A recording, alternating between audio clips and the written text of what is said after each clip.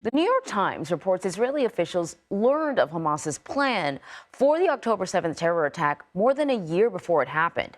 According to the Times, Israel obtained a 40-page document outlining the group's strategy for the attack. It did not specify a date, though. Israeli intelligence officials reportedly dismissed the plan as aspirational. It's unclear if Prime Minister Benjamin Netanyahu saw the document himself. The Israeli military declined to comment on the New York Times report. So joining me now for more on this is Stephen Cook. He is a senior fellow for Middle East and Africa Studies at the Council on Foreign Relations.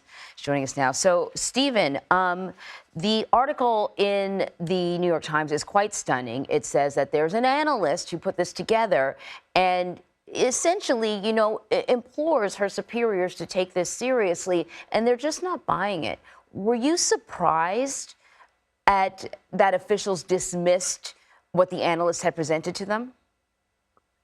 Well, not entirely, if only because I've been paying attention to what's been coming out in the Israeli press. And the Israeli press has been reporting for at least the last 2 weeks about another group of young female soldiers whose job it is to be spotters along the Gaza border. These are young women who spend 9 hours a day in front of video monitors, literally monitoring Hamas's movements and what's going on in the Gaza Strip.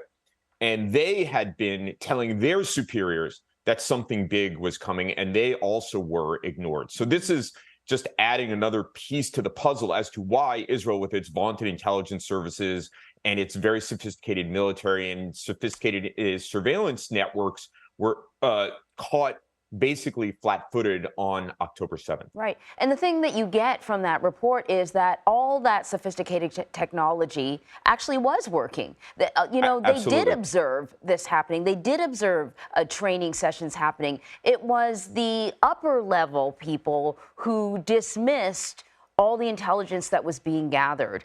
What do you make of that? Well, this is not necessarily an unusual thing. Intelligence failures are also failures of almost always failures of political leadership, and political leadership unable to make the connections that the intelligence analysts are giving them, or they have some other political constraint or incentive to ignore what the intelligence community is giving them. Remember, we had a massive failure on 9/11 in 2001. Yet the intelligence community indicated, without having a date, saying that al-Qaeda was determined to strike the United States. Way back in 2018, the Israeli defense minister, a guy named Avigdor Lieberman, made the case that Hamas was planning to attack inside of Israel, and was also dismissed, leading to his resignation. So there's been ample warnings about what might be coming.